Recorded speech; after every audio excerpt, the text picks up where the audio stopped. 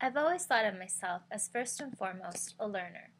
As a teacher, I get to work in a place where I learn alongside my students every single day. I take pride in the fact that my students expect a lot from me as their teacher. It's because they know that I'm there for them. Nevertheless, I saw deficiencies within my own teaching and practice, and so I turned to higher education in order to find solutions. This I believe about technology and education. There is more to it than knowing what tools are out there. It takes time and reflection to fully understand how certain technologies can be used best for teaching and learning. I believe that the way to gain such an understanding is through the support of professional learning communities, where the power of sharing ideas and resources reaches its fullest potential.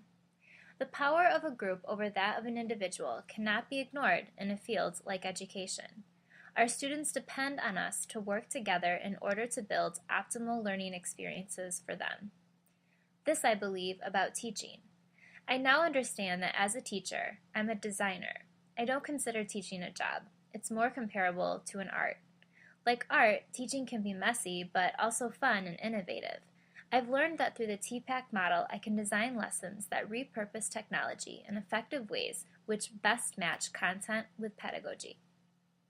Ken Robinson once said that schools are killing creativity. A way I believe I can address this is through the process of design. One way to start is to create lessons that have a problem-based approach. That way, I'm giving my students opportunities to be more exploratory with the content and develop critical thinking skills. In addition to increasing inquiry in the classroom, it's important that I draw upon my students' backgrounds and interests to motivate them to meet educational goals. Along the way, students need to be formatively assessed by their progress in reaching such goals. Providing opportunities for students to also think metacognitively can lead to their sense of empowerment. Finally, when it comes to design teaching, I need to construct lessons where the objectives have relevancy to the real world. This way, kids are motivated and inspired to learn about something that they can feel is authentic and meaningful. This I believe about the Internet. The Internet, with its vast amount of resources, contributors, and fast-changing nature, is far from perfect.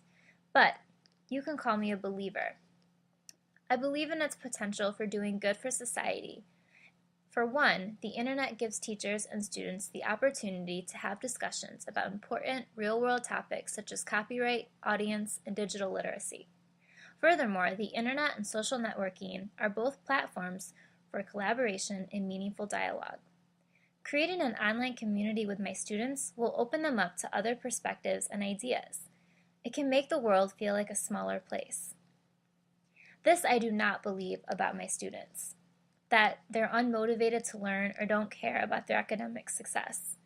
I believe that that way of thinking is the easy way out. Instead, I believe that there are too many students out in this world today who are not being challenged, preconceptions are not being acknowledged, and their interests not being stimulated. Students need to construct new knowledge from their pre-existing knowledge. They need support with creating educational goals and guidance in tracking where they're at, where they need to be, and how to get there.